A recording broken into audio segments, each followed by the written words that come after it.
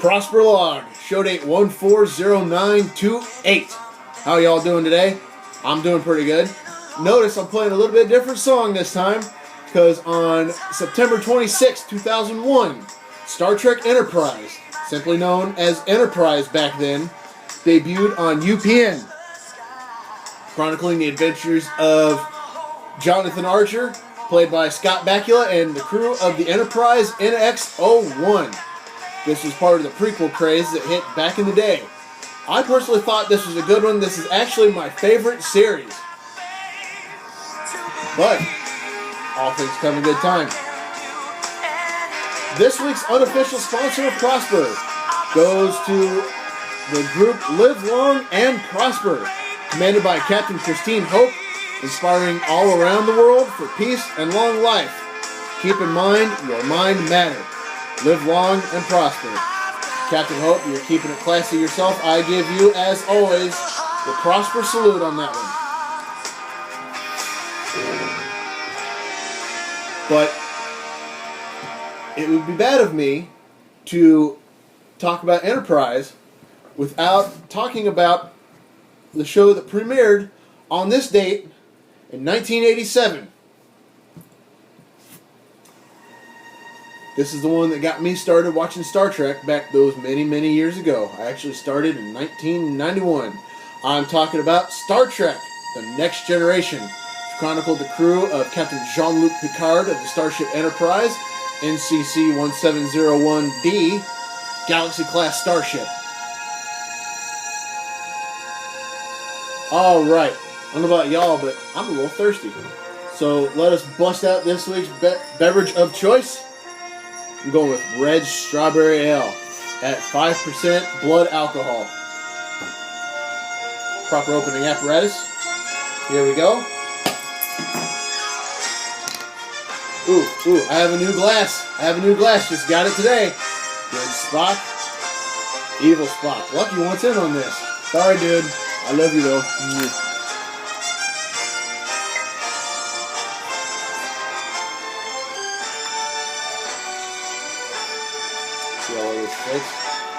Ooh, that's just right. That is just right. There we go, good spot this week. Cheers to all y'all, or as they'd say in the Klingon Empire, Kapla! Ooh, that's good. That's good. I want to start out this episode with a special happy 12th wedding anniversary to Josh Baker and his lovely wife, Fara. Josh Baker, as you know, is the inspiration of this show. This show is actually a spin-off of his show, Beer and Song of the Day. Josh, spoil your wife. I know you do. I know you will. And the both of you, the Prosper salute. Alright. Now I got to start it off with the birthdays. Starting from the 22nd, happy birthday goes to Brandi Shiverdecker. Now, I went to school with this gal. I've known her ever since 1989. Brandi, I hope things are going well for you. I saw you were going through some stuff not too long ago. I hope that's all. I hope you're doing good from that. Brandi, for everything you've gone through, I give you the Prosper salute. And on the occasion of your birthday, I drink to you. Alright, also from the 22nd, this man is a legend. I've mentioned him before. I've known him since my days in jolly old England. I'm talking about Matt. Mad Dog Becker. Matt, how you doing? I hope life's treating you well. I saw you just recently retired from your last job, and you just also got married too. Matt, to you on all your recent milestones, I drink to you, and I give you the Prosper salute.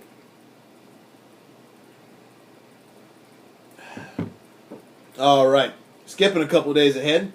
Going off to the 26th. This next guy, I have yet to meet him, but he is a mutual friend of mine. He is a friend of a friend. He's a friend of Josh Baker's. I'm talking about the one and only George Seckman. George, I hope I get to meet you someday. I understand you're working up on the mainland with me down here at Earth Station, Okinawa. George, I hope your Chiefs do good, but not as good as my Colts. I hope we have a replay of last year's playoffs. To you, happy birthday, and I drink. All right, next on the list. From September 27th, this is a gal I also went to school with. I'm talking about the one and only Alicia Osborne. I knew her back in the day as Alicia Stout. Alicia, congratulations on your recent pregnancy. I know you've been hoping for that one a lot. I know there's a lot behind it. Congratulations to you and your lesser half. On the occasion of your birthday, I drink. Hey, congratulations. Next on the list, this gal is one of the people behind the scenes of Star Trek. It's the real deal. I'm talking about the lovely Denise Okuda. Denise, how's everything going with you? Happy birthday to you. Thank you so much for being a part of Star Trek the way you were. Thank you for your contribution. Denise, I drink to you, and I also give you the Prosper Salute. Alright, next up on the list. This man is a cousin of my wife, the house commander. I'm talking about Eric Clevenger Jr. Cousin Eric, how you doing, buddy? Hope life's treating you well. I hope you're still kicking good in good old Indiana, the land of corn. Eric, on the occasion of your birthday, I drink to you as well. And last on the list for the birthdays, last but not least, this gal was born 5 years before Star Trek The Next Generation premiered. I'm talking about the one and only Bethany Weaver. I knew her back in the day as Bethany Chenoweth. Beth, I hope life's treating you well. I saw where you and your husband just recently adopted a little boy, baby Bryce. Bethany, congratulations to you and Troy. And I drink to you on the occasion of your birthday. All right. Birthdays. Done. All right, let's move on to some additional greetings. Got one guy I got to mention that I'm going to drop out some Colts fan names. I'm talking about the Honorable Brian Diekman. Boss man, how you doing? Hope you're doing good. I honestly hope we're done running into each other on the weekends like we have been. Excuse me. Brian, I drink to you, my friend. All right, now let me give some love to some fellow Colts fans. I'm going to start off, Aaron Rodgers. Now, it's not the same Aaron Rodgers for the stinking Green Bay Packers. No, that's not him. He's actually my neighbor here on Earth Station, Okinawa. Aaron, what's going on with the Colts, man? They got to be doing better than they are. Aaron, let's hope the Colts get better this year. I would love to see another Super Bowl championship out of them, as I'm sure all these other people would. All right. Next on the list. This gal is a girl I went to school with. She graduated from Hagerstown High School, class of 2000, the last class of the last millennium. I'm talking about Rebecca Flynn. I knew her as Rebecca Black. Rebecca, hope life's treating you well. I see where everything's going good for you. Rebecca, let's root those Colts on. All right, next on the list. I worked with this guy in good old Germany, off Deutschland. I'm talking about you, Eric Cheney. Eric, I hope life's treating you well. I hope you're spoiling your better half, Lindsey. To you guys, I hope everything's going good for you. I really do.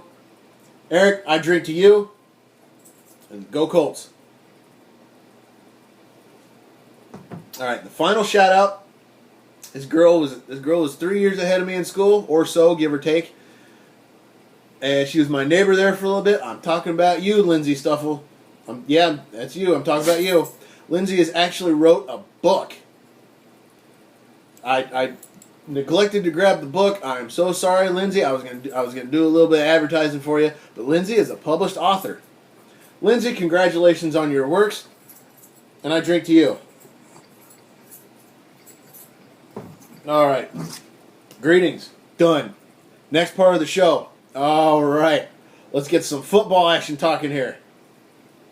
September 28th, I got Green Bay at Chicago. I'm going with the Bears. Excuse me.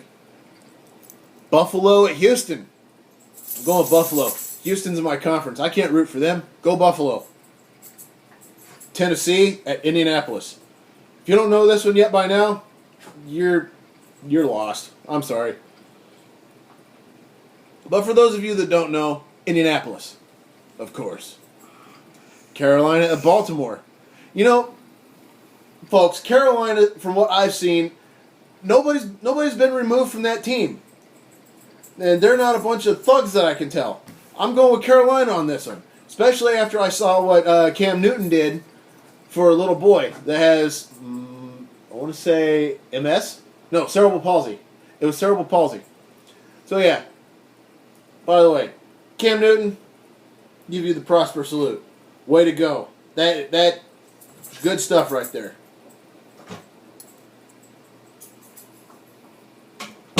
Lucky wanted out. Detroit at the Jets. Now, folks, I don't always root for the Jets, but when they do, they're playing the Patriots. So I'm going with Detroit on this one. Tampa Bay at Pittsburgh. I don't know what I was thinking when I made my pick on this one. I said Tampa Bay. But after seeing how they got killed by the Falcons the other night, no. I hate to say it, but I'm going with Pittsburgh. Miami at Oakland. Ugh. I'm going with Miami. I'm going to go with Miami. I cannot stand Oakland. They are almost as bad as the New England Patriots. Jacksonville at San Diego. I can't go for Jacksonville. They're in my conference. And I'm not really a big fan of Phillip Rivers either. But I got to go with San Diego. You know, got to root for the other teams in my conference. We got to start looking better this year. Colts have got to start looking better. Atlanta at Minnesota. Whew. I'm going with Atlanta. I saw what they did to Tampa Bay, but then again, it's Tampa Bay. Philadelphia and San Francisco. Do you really think I'm going to root for Philadelphia after the ass whooping they handed to the Colts? No. I'm going with San Francisco on this one. I might regret that later, but I'm still going with San Francisco. New Orleans at Dallas. I can't give Dallas shit right now. I'm just going to say I'm going with New Orleans. Okay, here's what we're looking at on the 29th. New England at Kansas City.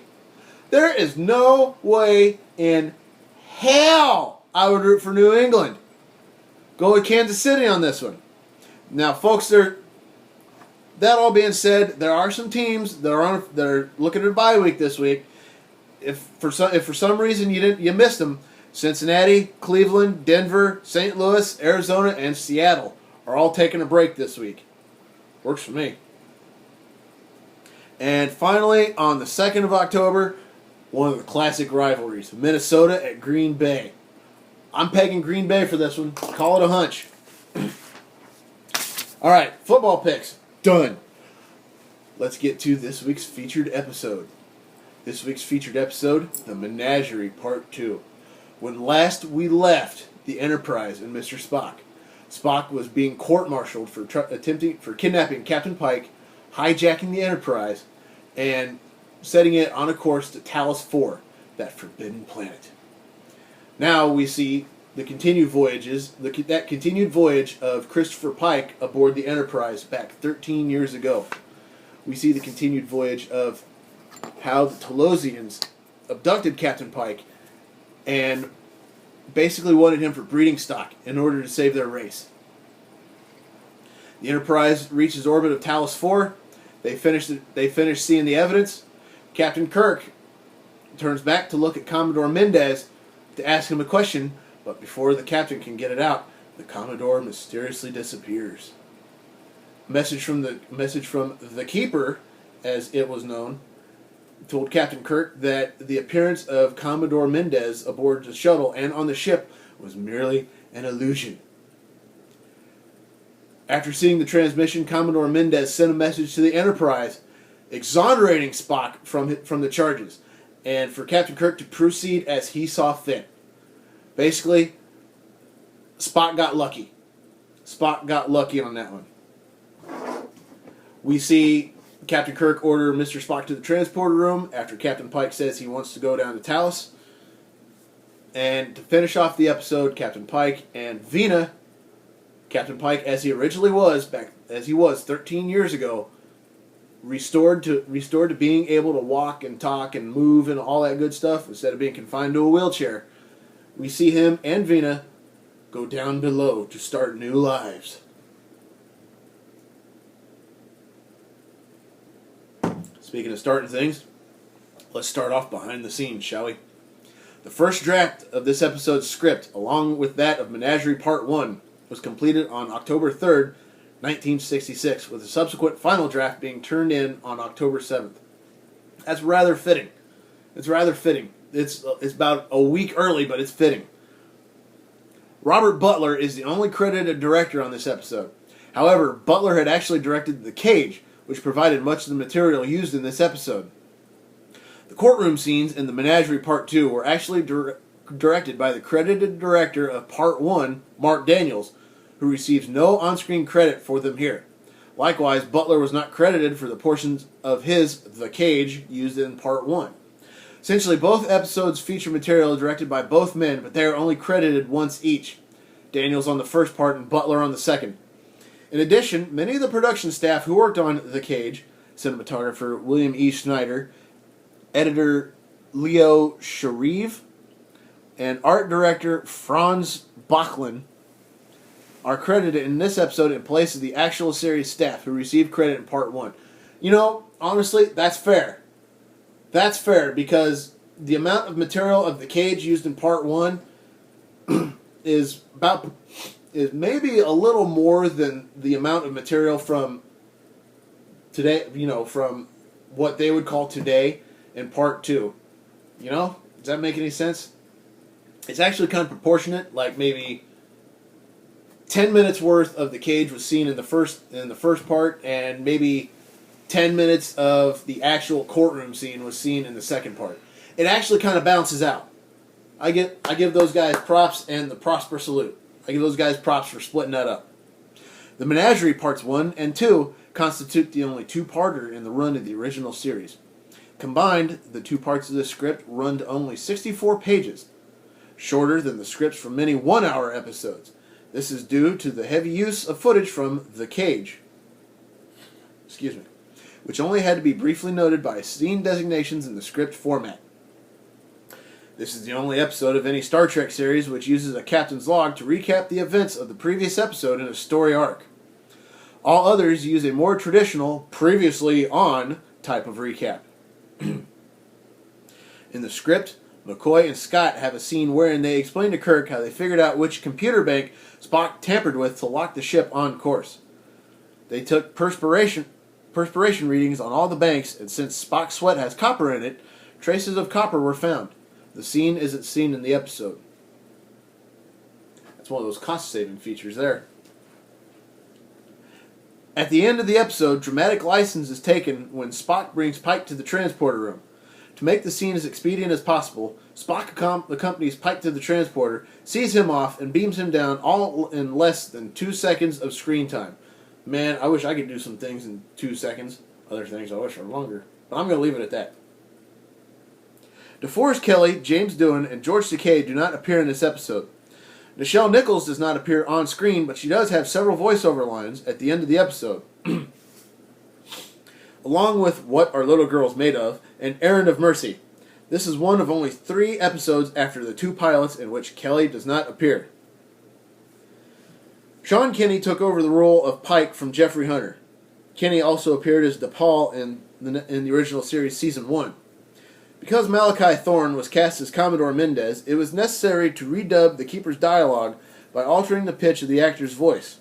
Malachi Thorne later played Romulan Senator Pardak in Unification Part 1 and Part 2. And finally, the footage the Telosians send to the Enterprise differs from what had happened in The Cage, specifically when Pike asks the Keeper if he'll give Vina back her illusion of beauty. The Keeper replies, and more, and restores Vina's appearance. However, in The Cage, the Keeper not only restored Vina's beauty, but also created an illusion of Captain Pike for her, and the two of them returned to the underground community. This was changed for the Menagerie so that the Keeper could show Captain Kirk the image of Pike restored to health, and back in his old-style Starfleet uniform and going underneath with Bina. That was the part I was telling you all about earlier. Wow, 20 minutes. Never done that before. All right. Let me finish this here beverage. Empty as a brain cells of the average Sequest fan. All right, folks, you know what time it is, right? It's time for me to depart. So y'all take care. Have an awesome night or day. Don't do anything I wouldn't do. If you do, name it after me. Don't drink and drive because you might spill your drink. But more importantly, you might kill yourself or somebody else. And drinking and driving is dumber than being a Sequest fan. And what's worse than that is rooting for little crybabies like Tom. Giselle won't let me go to the Pro Bowl. Brady, men slapping women, racism, animal abuse, fake friends, people who welch on bets, or anybody who is a member of, supports, or defends Westboro Baptist Church. Things like that are just plain stupid, and I don't have time for that. Everybody take care, have a good night or day, and, as always, live long and prosper.